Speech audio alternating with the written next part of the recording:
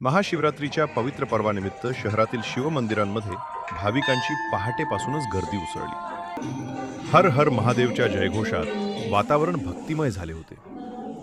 पहाटे काकड आरतीनंतर अभिषेक, दुग्धाभिषेक, रुद्राभिषेक व बेलपत्र अर्पण करण्यात आले। अनेक भाविकांनी उपवास ठेवून दिवसभर मंदिरात जाऊन दर्शन घेतले। भाविकांच्या सोयीसाठी पिण्याच्या पाण्याची, प्रसादाची व दर्शन रांग व्यवस्थेची विशेष तयारी करण्यात आली होती। पोलीस प्रशासनानेही चोख बंदोबस्त ठेवून शांततेत उत्सव पार पडला। शिवाय जामनेर शहरातील महाशिवरात्रीनिमित्त सर्व जामनेरवासियांना हार्दिक शुभेच्छा।